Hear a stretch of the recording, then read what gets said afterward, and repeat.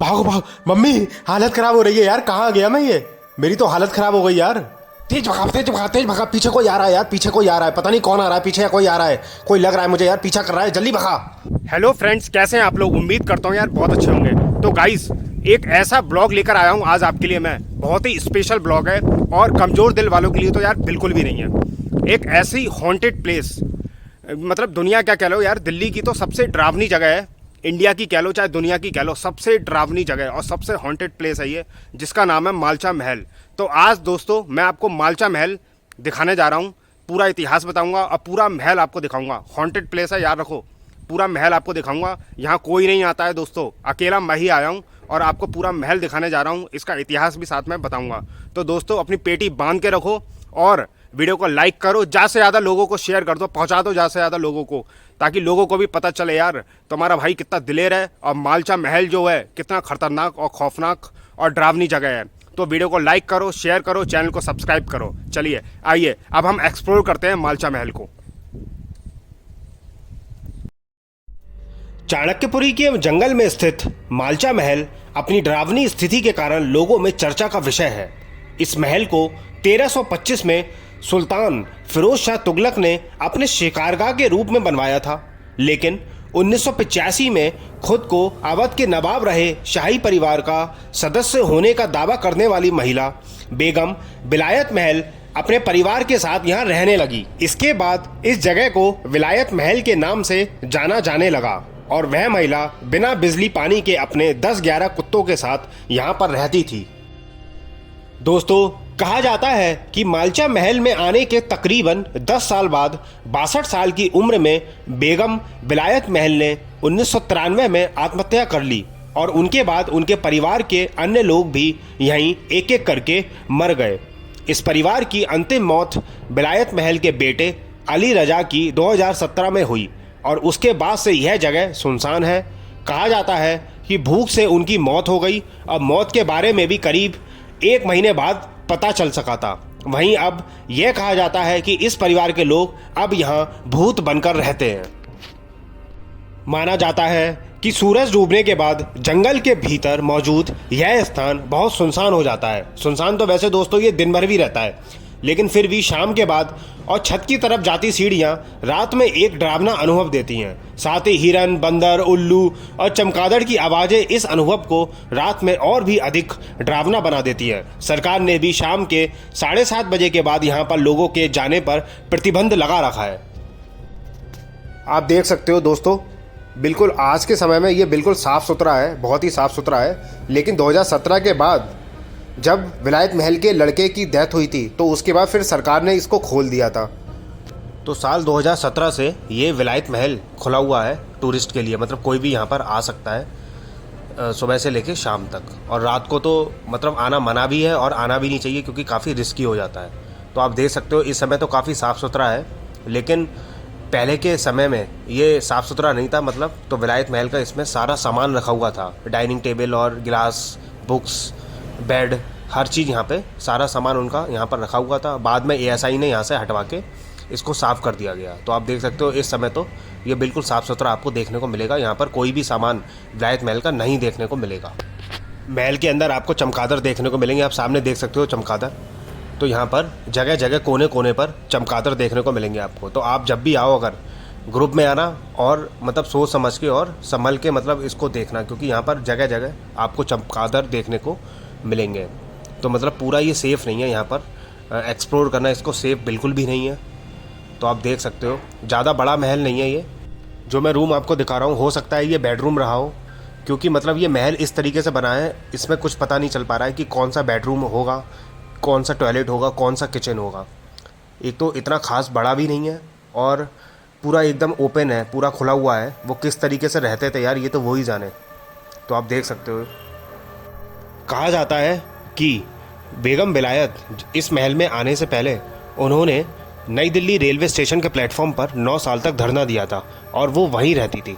जब रेलवे के अफसर उनको हटाने आते तो उनके 11 डाबरमैन कुत्ते उन पर झपट पड़ते थे और पीछे से वो धमकी भी देती थी कि अगर कोई भी आगे आया तो सांप का जहर पीकर वो जान दे देंगी। और उनका कहना था कि वो अवध के नवाब वाजिद अली शाह के ख़ानदान की हैं राजकुमारी हैं और इस नाते वाजिद अली शाह का ये महल उनका ही हुआ। उस महल में छिपकलियाँ घूमती थीं, कमर तक घास उगी थी और दरवाजे भी नहीं थे। वैसे तो अवध के आखिरी नवाब वाजिद अली शाह को 1856 में अंग्रेज़ों ने सत्ता से बेदखल कर दिया था और उनको कलकत्ता जेल में डाल दिया गया, जहां उन्होंने अपने जीवन के आखिरी 26 साल गुजारे। जब 1947 में भारत को आज़ादी मिली तब तक वाजिद अली शाह का ख़ानदान इधर उधर बिखर चुका था, पर कई लोग क्लेम कर रहे थे कि वो नवाब के ख़ानदान के हैं और प्रधानमंत्री नेहरू ने नवाब के ख़ानदान को कश्मीर में एक घर दे दिया। पर माना जाता है कि 1971 में वो घर जल गया तो राजकुमारी अपने बेटे और बेटी के साथ लखनऊ आ गईं। उस समय इंदिरा गांधी की सरकार थी और उस सरकार ने तो राजाओं के भत्ते भी खत्म कर दिए थे, तो उनके पुराने महलों को कैसे दिया जाता। इसी वजह से बेगम ने नई दिल्ली रेलवे स्टेशन पर अपना राज्य बना लिया था और बेगम के बेटे रियाज ने कहा था कि हम लोग रिक्वेस्ट नहीं करते हैं, मांग करते हैं। तो इंदिरा गांधी के प्रॉमिस के बाद मालचा महल उनको दे दिया गया। फिरोज शाह तुगलक ने इस महल को 13वीं शताब्दी में बनवाया था, जैसा मैंने आपको बताया था। तब नवाब शिकार करने आते और इसी महल में रुका करते थे। माना जाता है कि बेगम विलायत महल की आत्महत्या करने के बाद उनकी लाश 10 दिनों तक उनके स्टडी डेस्क पर पड़ी रही थी और उनके बच्चे मातम मना रहे थे। माँ की मौत के बाद बेटी सकीना ने सिर्फ काले रंग के कपड़े ही पहने थे, ऐसा माना जाता है। ऐसी कहानियाँ भी सुनी जाती हैं। और इस घर में ना बिजली थी ना पानी की सप्लाई। जब एएसआई के ऑफिसर इस महल का निरीक्षण करने गए थे तब एक सांप सीलिंग से उनकी शोल्डर पर गिर गया था। तो उस वक्त उन्होंने ये कहा था कि अब मैं उस महल में कभी नहीं जा सकता। पता नहीं बेगम कैसे रहती हैं, वहाँ पर सिर्फ छिपकलियाँ, सांप और चमगादड़ रहते हैं। तो ये घर भूतिया लगने लगा था। और पर कुछ लोगों को तो ये भी लगता था कि इसमें खजाना भी छिपा हुआ है, जैसे कि हिंदुस्तान में हर महल को लेके लगता है। तो 24 जून 1994 को कुछ उत्साही लोग इस घर में उसी खजाने की तलाश में घुस गए और दोनों भाई बहन डर गए। उन्हें डर हो ही गया कि कहीं ये लोग उनकी माँ की कब्र ना खोद दें खजाने के चक्कर में। फ्रेंड्स, वैसे तो यार ये मालचा जो महल है पहले महल नहीं हुआ करता था। दरअसल ये इसको बनवाया था फिरोज शाह तुगलक ने 1325 में बनवाया था। फिरोज शाह तुगलक जंगल में शिकार करने, उस समय राजा वगैरह आते थे यार, फिरोज शाह तुगलक भी आते थे, तो शिकार करने आते थे, तो इसलिए उन्होंने यहाँ पर एक शिकारगाह बनवा दिया था जंगलों के बीचों बीच में। जैसा मैंने आपको दिखाया कि ये जंगलों के बीचों बीच में, चारों तरफ इसके जंगली जंगल आपको देखने को मिलेगा। तो जंगलों के बीचों बीच यहाँ पर एक शिकारगाह बनवा दिया था। तो ये फिरोज शाह तुगलक का शिकारगाह हुआ करता था उस जमाने में। ये 1325 का बना हुआ है, मतलब ये समझो 700-800 साल पुराना है ये। तो आप सोच सकते हो कि कितना पुराना है ये। दोस्तों, अब मैं आपको बताता हूँ कि यहाँ पर विलायत महल कैसे रही थी। दरअसल यार बात तो ये है कि विलायत महल होती थी, उन्होंने ये दावा किया था कि वो अवध के राजा के खानदान से हैं और उनका एक लड़का था रजा महल और उनकी एक लड़की थी सकीना महल। तो दोस्तों, ये 3 लोग थे। विलायत महल ने ये दावा किया था कि मैं जो हूँ, मेरा परिवार जो है वो अवध के खानदान से ताल्लुक़ रखता है। और जब देश आज़ाद हो गया और बहुत सी बातें हो गई, अब तो जानते ही हो कि गवर्नमेंट ने काफ़ी चीज़ें अपने अंडर में ले ली थी, तो क्या हुआ यार, और राजा वाजाओं का यार दौर भी चला ही गया था। तो क्या हुआ, बाद में विलायत महल ने दिल्ली में आ गई हैं अपने दोनों बच्चों के साथ और काफ़ी टाइम तक ये रेलवे के लॉन्च में रहीं और उन्होंने अपना टाइम वहीं पे व्यतीत किया। लेकिन फिर यार ये हुआ कि उन्होंने काफ़ी बार, एक तो ये हुआ कि उन्होंने अपने प्रधानमंत्री जो हमारे सरकार के, भारत सरकार के जो भारत सरकार के प्रधानमंत्री, तो भारत सरकार से इन्होंने बहुत रिक्वेस्ट की और उन्होंने प्रोटेस्ट भी किया कि मुझे एक अलग महल चाहिए, मुझे रहने के लिए महल चाहिए बस। क्योंकि यार वो कॉमन लोगों के साथ नहीं रहना चाहती थी, मतलब इतनी नफरत करते थे ये लोग कॉमन लोगों के साथ तो रहना ही नहीं चाहते थे ये, इसलिए इनको अलग महल चाहिए था। इन्होंने प्रोटेस्ट भी किया। फिर बाद में जाके क्या हुआ, इंडियन गवर्नमेंट ने 1985 में इनको एक अलग महल दे दिया, मतलब इस महल को दे दिया, जंगलों के बीच बीच में ये महल था, इसको दे दिया। अब यहाँ पर दिलचस्प बात यह है कि यहाँ पर इतनी प्राइवेसी है, क्योंकि उन्हें प्राइवेसी वाली जगह ही चाहिए थी, तो प्राइवेसी मिल गई उन्हें। यहाँ पर वो सुना है 3, 4, 5 कुत्ते रखती थी, भयंकर कुत्ते, और किसी भी आम कॉमन लोगों से बात नहीं करते थे, आना जाना लोगों का मना था। यहाँ पर कुत्ते खुले घूमते थे यहाँ पर, अगर कोई दिख भी जाएगा तो फाड़ देंगे उसे, तो ऐसा सीन था यार।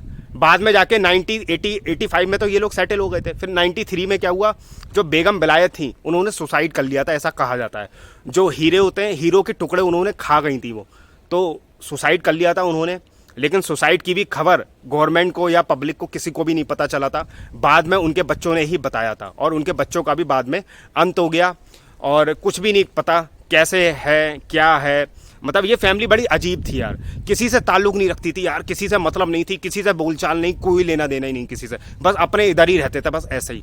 ये भी कहा जाता है दोस्तों, दिलचस्प बात तो अब मैं बताता हूँ, बिना पानी बिना बिजली के कैसे रहते थे। यहाँ पे कोई इलेक्ट्रिसिटी नहीं थी, कोई पानी नहीं थी, कैसे रहते थे ये तो वो ही जानते हैं, पता नहीं कैसे रहते थे। और अजीब ही फैमिली थी, ऐसा लोग बताते हैं।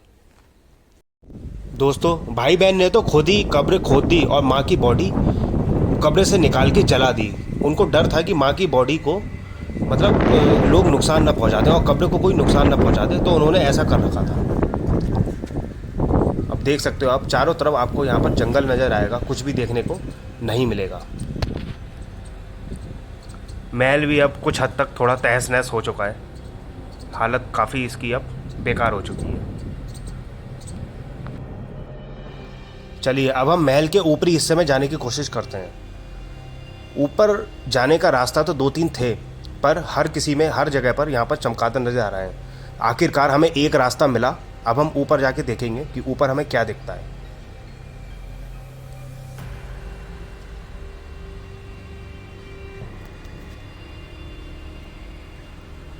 महल के ऊपर जाने के बाद हमें चारों तरफ जंगल ही जंगल नज़र आएगा। मतलब बिल्कुल आप कह नहीं सकते हो कि यार ये दिल्ली है।